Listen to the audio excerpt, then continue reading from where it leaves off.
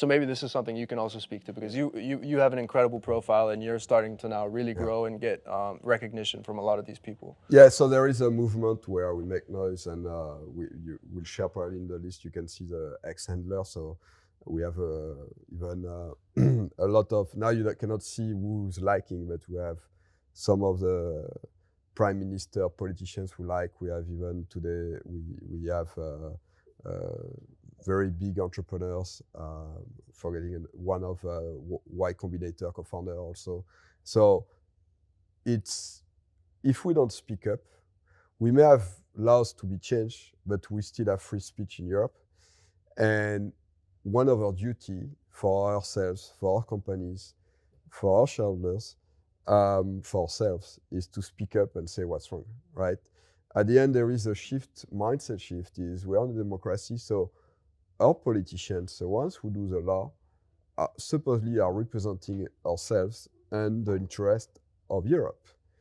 And we cannot blame them if they do bad laws, because we never dared to tell them anything that they could do it better. So it's like you complain about a service, you go to a coffee shop or whatever, and you will tell them that the coffee is too cold. Maybe if you had told them next time the coffee is the right temperature. So you have to speak up, because now there is the mindset shift. The mindset shift is happening. We see Mario Draghi, Enrico Letta, European Commission, and most political party having observed that yes, the growth, we have a much lower growth than the US. So now they are looking for ideas. And they are seeing, and in Mario Draghi report, Enrico Letta, they explain that the difference in GDP growth, because US in the past 20 years had the growth twice of Europe and are way ahead of us in GDP per capita, they understood that most of that difference is technology company, so we, founders, and the inability to attract, keep, and grow. And that's strategic for them. Now they understand it, so now we have to tell. And the metaphor of usability is why we talk about NIF, notaries, things like that, is when you're a founder and tomorrow you start to have traction and you say, look, I need 5 million euros, 10 million euros, I need to do my IPO because this is growing, this is successful. Right now, you are a victim of the system. Why? Because if you are headquarters in Spain or even in Germany and many European countries, you suddenly have people from US investing in you who discover that in theory, they would have to take an 11-hour flight to meet with a notary so they can invest. They also discover that supposedly they have to go to a police station so they get a tax ID. And that is destroying the image of the entrepreneur who is not guilty here, but is a victim.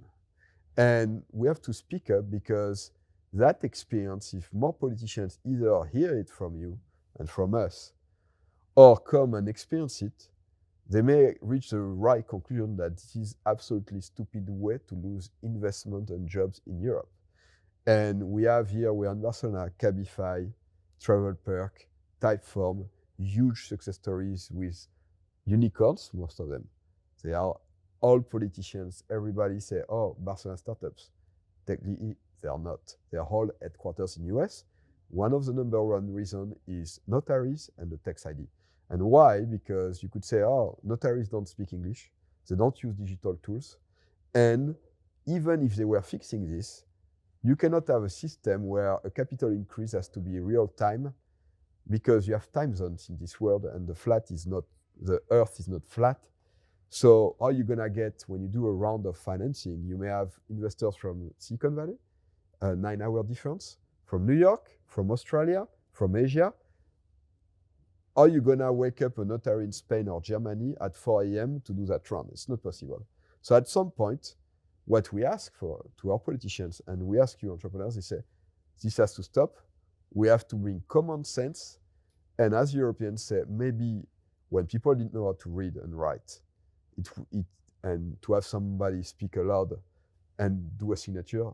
But what cannot be, while we have all the politicians in Europe saying we want more tech growth, is that the first experience an investor in a tech company in Spain, in Barcelona, in Europe, in Berlin, is absolutely backwards and like if digital did not exist. That's just break from the beginning the experience. It's like you do a website or a new app. If the registration form is awful and takes 20 steps in another language, you just walk away. And what Europe and European politicians have to realize is we need, as Europe, to have the best investment experience on earth. We were talking about 800 billion a year. Europe knows that they will need private money, private capital. So step one, what we ask as European accelerationism, make it crazy easy to invest in a European company, leave it to the European founders to choose the user experience, to make it digital. In Europe, there is one good thing that has been voted and will happen in the coming months is a 10-second wire transfer. We probably will be one of the best on earth. Any transfer you'll do in Europe will be 10 seconds. It's deploying and it will be everyone.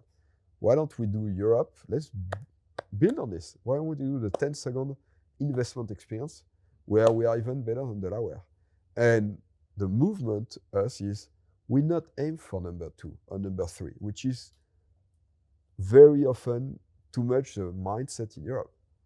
Let's go for number 1. Number 1, that's what we aim.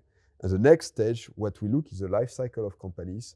Once you have solved that, you did the 5 million, 10 million, maybe Ernest put a ticket. Next is why they invest. If someone put 50 million or 20 million in your company, there is a stage where they have to look, is it a place to do an IPO? How the IPO will do? We don't have a European NASDAQ. And where Draghi, Letta, the European Commission is right, is it's a legal thing. Let's have a union, a capital market union, where you don't have different rules when you do an IPO in Barcelona, in Madrid, in Paris, in Berlin. Let's have the same rules so that you have a scale and then it makes sense. We are sending hundreds of billions of European savings to US to invest in the American NASDAQ. So it's just because we convince Europeans by our laws, by our red tape, that was smarter and better to invest outside Europe. But let me tell you, tomorrow we are competitive. A lot of Europeans will be very happy to invest in European IPOs, right?